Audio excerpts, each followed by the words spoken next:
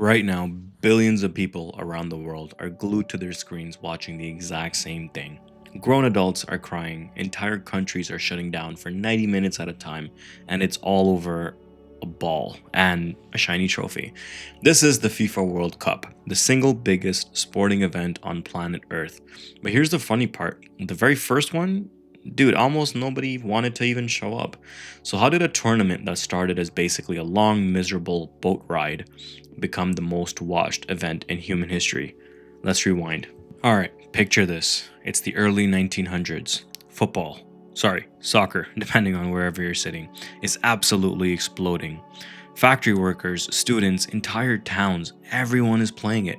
But the problem is that there's no official way to crown the best country in the world. The closest thing was the Olympics, which did have a football tournament, but there was a catch.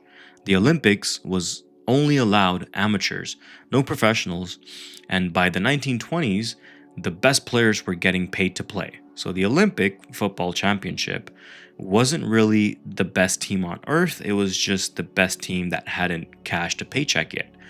Meanwhile, one country was quietly bullying everyone: Uruguay. This tiny South American nation won Olympic gold in 1924 and then did it again in 1928. And then people started to realize that the real talent wasn't in Europe, it was actually across the Atlantic. Enter a Frenchman named Jules Rimet. Rimet was the president of FIFA, football's global governing body, and he had a big idea. Forget the amateur rules, let's create one tournament, open to everyone, pro or not, to find the actual best team in the world. In 1928, FIFA voted yes, of course. The first World Cup would happen in 1930. Now they just needed a place, somewhere to host it. So a bunch of countries actually raised their hands, but Uruguay made an offer that nobody could resist. One, they were the reigning Olympic champions, twice actually. Two, 1930 was the 100-year anniversary of their independence, so they were already in the mood to throw a party. And three, the big one, Uruguay said, "We will build a brand new stadium, we'll pay for every single team's travel and hotel. Free trip, free stay, done deal." Uruguay it was. And this is where it gets ridiculous. It's 1930, there are no transatlantic flights. So if you're a European team, getting to Uruguay means one thing: a boat. A multi-week boat ride across the Atlantic Ocean. Weeks at sea, seasick, training on a wobbly deck just to go play a few games. So when the invitations went out, most of Europe ghosted them. Italy, Spain, Germany, the Netherlands, pass. England wasn't even part of FIFA at the time, so they were out too. In the end, only 4 European teams actually made the trip: France, Belgium, Romania, and Yugoslavia. Legend has it that the king of Romania personally picked his squad and gave players time off work just so they could go. 13 teams showed up in total. That's it. The first ever World Cup. The event that we now stop our lives for literally had the turnout of a decent Sunday league. July 1930, a brand new Estadio Centenario opens its doors. Well, almost. It wasn't even finished on time because of bad weather, so the first games got played in smaller stadiums while the workers scrambled. The very first goal in the World Cup history was scored by a French player named Lucien Laurent. A guy who, for the rest of his life, could actually say that, yeah, dude, that was me, who started it all. The tournament builds and builds, and we get a dream final. It's Uruguay versus Argentina. Two fierce rivals who frankly did not like each other, and before kickoff, there was a problem. Both teams wanted to use their own ball, neither would budge. So, as the story goes, they reached a compromise that is absolutely iconic.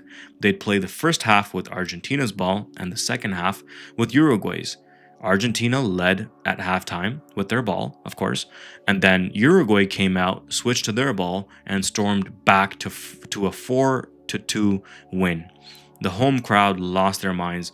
Uruguay were the first ever world champions. Now let's talk about the trophy, because the trophy has a wild life of its own. It was eventually named the Jules Rimet Trophy after our French visionary, and this thing just kept on getting in trouble. Fast forward to 1966. England is hosting the World Cup, and the trophy is on display before the tournament. And guess what? It gets stolen. Just gone. National embarrassment. There's police everywhere. And guess what? Who cracks the code? Not a detective, but actually a dog named Pickles. It was out on a walk with its owner. It sniffed out the trophy, which was wrapped in a newspaper under a hedge. And guess what? Pickles became a national hero. He even landed a cameo in a movie. I'm not even making this up. But the trophy's luck didn't improve. In 1970, Brazil won their third World Cup. And back then, the rule was that if you win it 3 times, you get to keep the trophy forever. So Brazil took it home for good. And FIFA had to commission a brand new trophy, the one we still use today. And the original Jules Rimet trophy, well, in 1983, it was stolen again, this time in Brazil, and at that time, there was no Pickles. It was never found, and most people believe it was melted down for gold, gone forever. From there, the World Cup just kept on producing legends and heartbreak. 1950, Brazil hosts, and the final is played in front of what is still the biggest crowd to ever watch a football match, around 200,000 people, all of them expecting Brazil to win. And tiny Uruguay, again, those guys silenced the entire stadium and won. Brazilians still call it the Maracanazo, like a national trauma that never fully healed. In 1958, a 17-year-old kid named Pele bursts onto the scene, scores in the final, and announces himself as maybe the greatest of all time. But then in 1986, Diego Maradona basically wins the World Cup by himself and hands us the two most famous moments in football history in a single game. Number one being the hand of God, where he straight up punches the ball into the net and then the referee just doesn't see it somehow. And then minutes later, we get the goal of the century where he dribbles past half of the England team like they're traffic cones. So we get we get one cheat, we get one masterpiece, 4 minutes apart, and that's football. So how do we get from 13 teams and a dreaded boat trip to this? Well, I would say slowly. It grew. It just did. The field went from 16 teams to 24 to 32, and now in 2026, the World Cup is bigger than it's ever been. We got 48 teams hosted across 3 countries at once: the US, Canada, and Mexico. The only time it ever stopped, it was from like 1942 to 1946, when the world was a little busy with World War II. Today, the World Cup final pulls in well over a billion viewers. Nothing else even comes close. And it all traces back to one stubborn Frenchman, one tiny country that refused to stop winning, and a handful of teams brave enough to get on a boat.